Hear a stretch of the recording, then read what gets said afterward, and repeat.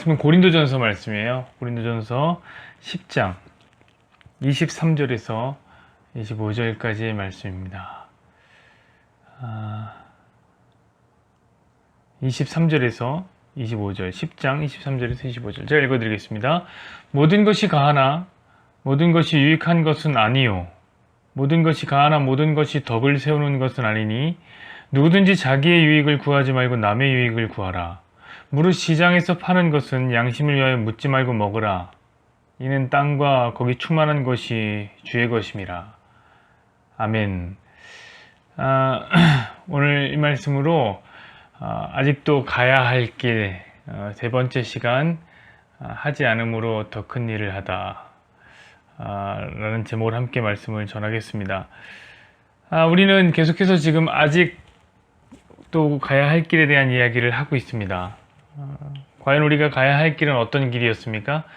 그것은 엊그제 얘기했던 대로 고해와 같은 인생길이라고 이야기했습니다.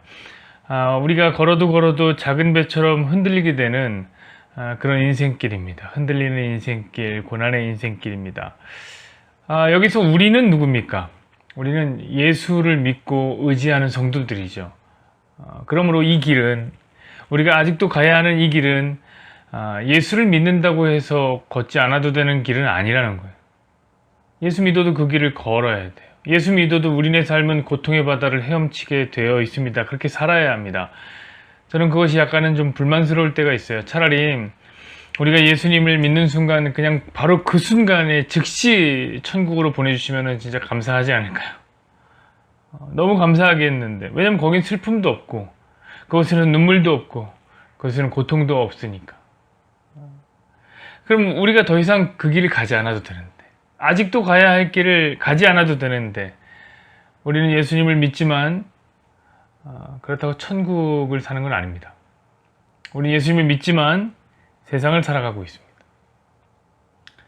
근데 우리가 사는 이 세상이 어떻습니까? 이 세상은 죄가 넘치고 교만이 넘치고 늘 문제투성입니다. 이 세상은 믿음 없는 사람들이 더욱더 득세하는 세상이란 말입니다. 사실 그래서 더 힘든 거죠. 예수님을 믿는 사람들이 예수님을 믿지 않는 사람들과 함께 사는 것이 힘들죠. 더 정확하게 진단하자면 예수님을 사랑하는 사람들이 우리 주변에는 예수님을 싫어하는 사람들이 훨씬 많아요. 그래서 산다는 것은 그들과 함께 치고받고 싸워야 하는 필연이 있는 거예요. 우리 힘이 드는 겁니다. 그러므로 믿는 자들이 이 세상을 살아가는 자체가, 그것 자체가 우리에게 아직도 가야 할 길, 고난의 길인 것입니다. 저는 오늘 이 말씀을 통해서, 그렇다면 우리가 그들과 어떻게 치고받고 싸우고 아직도 가야 할 길을 가야 하는지에 대해서 이야기를 나누려고 합니다. 저는 요즘에 이 사실을 좀 더 분명하게 느끼는 것 같아요. 사실 요즘에 느끼는 게 아니라 어제 느낀 겁니다. 세상과 더불어 살아간다는 것이 얼마나 힘이 드는가. 어제 점심을 이렇게 열심히 먹고 있는데 교회 리더십 카톡방에 글이 하나 올라왔습니다. 그게 뭐였냐면 뉴스가 하나 올라온 거예요. 뉴스를 공유한 거죠. 거기 타이틀에 보면 이렇게 쓰여 있었습니다. 교회 10일부터, 오늘 9일입니다. 10일부터 예배 외 소모임 행사 식사 금지 라고 써있는 뉴스였습니다. 그때 짧은 순간이었지만 제 눈에 다시 한번 훅 들어오는 단어가 있었습니다. 그게 뭐였냐면 소모임 금지라는 거였어요. 이게 눈에 확 들어와요. 우리 계속해서 코로나 때문에 소모임 쉬었잖아요. 그렇죠? 그러다가 지난주부터 5개월을 쉰 거예요. 무려 5개월을 쉬고 지난주에 처음 시작을 했는데, 소모임 금지라니. 아직 한 번밖에 안 했는데. 그리고 그 한 번도 굉장히 서로 어색해갖고 힘들었다고 그런 얘기를 많이 들었습니다. 근데 앞으로 금지라니, 이거 참 곤란했습니다. 어제 이야기를 들어보니까 우리 교회에서 이미 빨리 나가는 소그룹이 있도록, 빨리 치고, 우리 교회에 그런 사람들이 있는지 몰랐는데 빨리 치고 나가는 소그룹은 벌써 단톡방을 만들고 거기서 이야기를 시작했다 그러는데, 그 단톡방에 한 주 만에 벌써 작별 인사를 고한 사람들이 있다는 얘기를 제가 들었습니다. 아, 참 그래요. 근데 또 다음 단어가 제 눈에 꽂혔습니다. 그게 뭐냐면 바로 행사 금지 라는 단어였죠. 야, 우리 지금 행사 준비하는데 그죠? 7월 말에 수련회 하는데, 그것도 지난 겨울부터 계속 미루고 미뤘던 수련회인데, 그래서 이제 7월로 결정을 내렸는데 금지라니. 게다가 예약까지 걸어놓은 상태입니다. 아하, 참 어찌해야 될지. 마음속에 어려움이 찾아옵니다. 저는 이제 그 상태에서 뉴스를 눌러서 확인을 했습니다. 왜냐면 가끔 이제 단톡방에 이런 뉴스로 장난치는 사람들이 꼭 있어요. 이상한 뉴스 가지고 안에 들어가면 다른 내용인데, 그래서 저는 바라고 바랬습니다. 제발 장난이어라. 그 딱 누르고 들어갔어요? 그건 장난 아니더라고요. 확실하더라고요. 동영상도 있어요, 거기에. 기사의 내용이 쭉 있는 겁니다.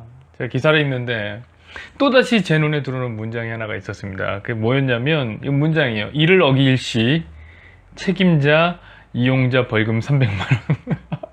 아하, 참 이용자만 벌금을 걷겠다는 이야기면 나름 안심하려고 했어요. 왜냐면 이용자는 제가 아니잖아요.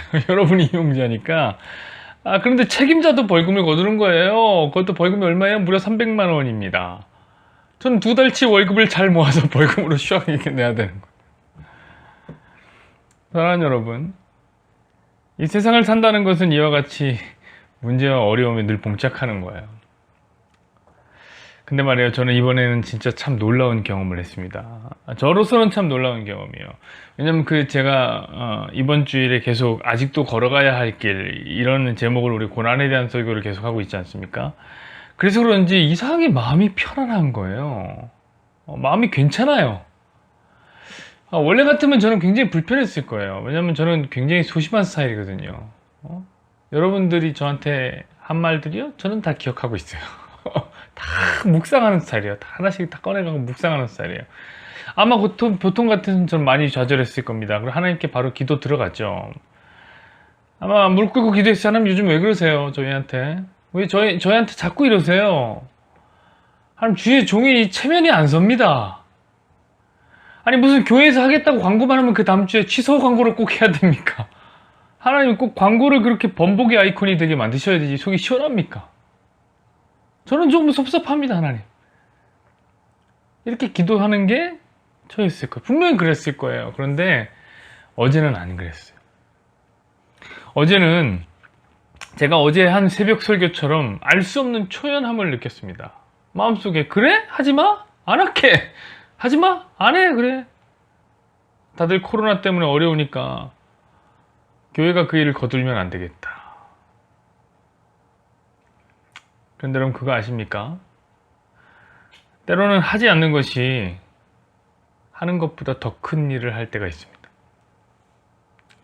그것이 오늘 본문에 잘 녹아져 있습니다. 오늘 본문은 사실 밥 먹는 이야기예요. 밥 먹는 이야기. 이스라엘에게는 코셔르라고 해서 식사에 대한 율법이 굉장히 강력했습니다.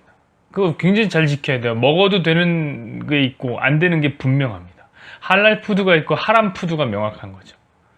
그 중에서 먹으면 안 되는 그 하람 푸드가 바로 우상에게 바쳐진 음식입니다. 예를 들면 쉬운데, 우리나라로 따지자면 조상한테 제사를 드리고 난 후에 먹는 음식, 그거는 먹으면 안 돼요. 요거 먹으면 이스라엘 사람들 우상 숭배하는 게 됐습니다. 그래서 먹으면 절대 안 돼. 하람 푸드입니다.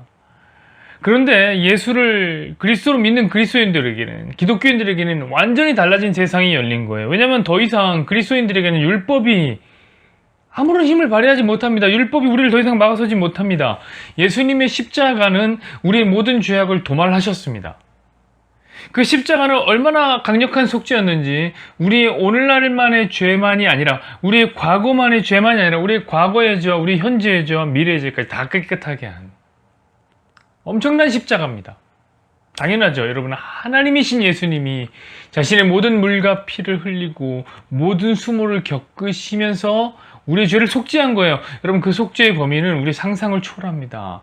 제한이 없습니다. 우리의 죄는, 모든 죄는 사하여졌습니다. 과거, 현재, 미래의 죄까지 다 사하여. 이게 진리죠. 그래서 진리는 우리를 자유케 한다는 거예요. 진리가 우리에게 자유를 주셨습니다. 이제 우리는 율법으로부터 자유합니다.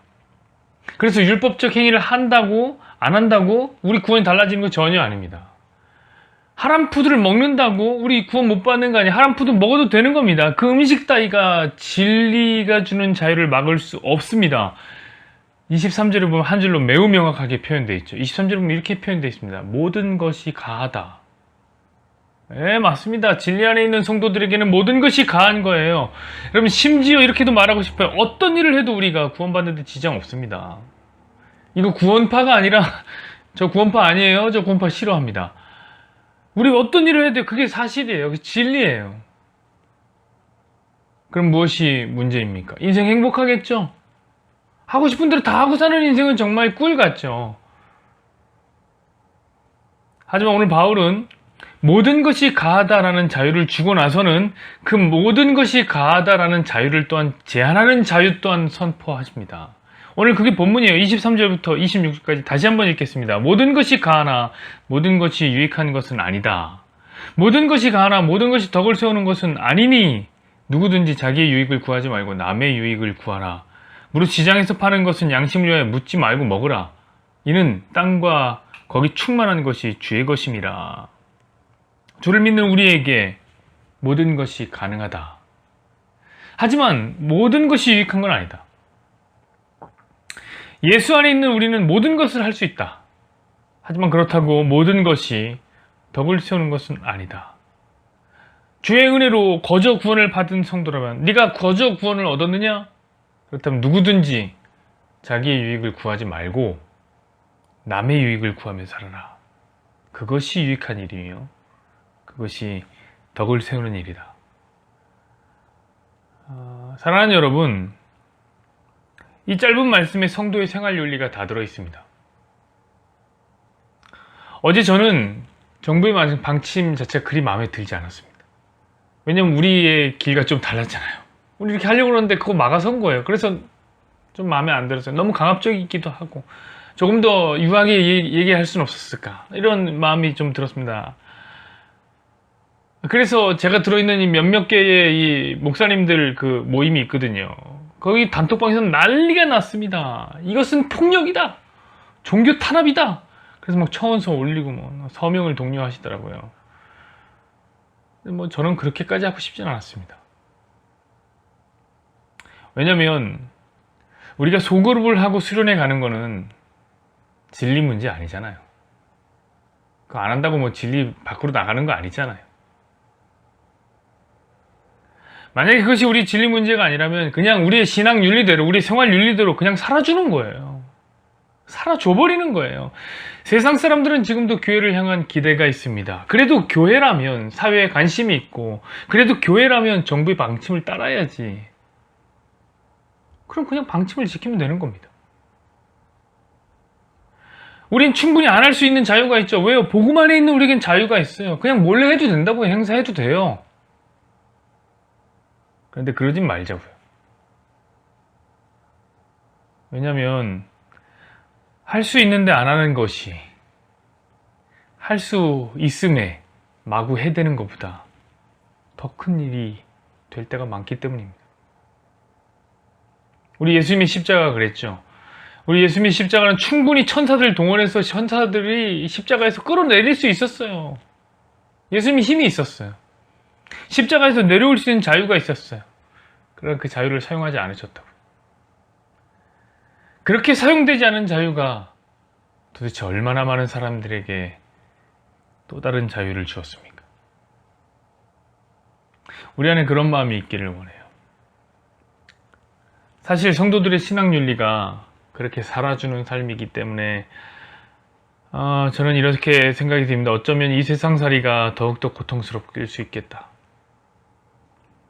타인을 위해 살아주는 삶이기 때문에 아직도 가야 할 길이 우리에게 있는지 모르겠다 라고 생각이 듭니다. 그러나 여러분, 조금 힘들면 어떻습니까? 힘들면 힘들 만큼 가치가 있는 법입니다. 힘든 것에 더 가치가 있는 거예요. 여러분의 자유를 제한하여 더 많은 이들이 자유를 누린다면 그 제한된 자유는 매우 가치 있는 일이 아니겠습니까? 사랑하는 여러분, 여러분은 하지 않음으로 더 큰 일을 하시는 저와 여러분이 되기를 바랍니다. 여호와는 내게 복을 주시고 너를 지키시기를 원하며 여호와는 그의 얼굴을 내게 비추사 은혜 베푸시기를 원하며 여호와는 그 얼굴을 내게로 향하여 드사 평강 주시기를 원하노라.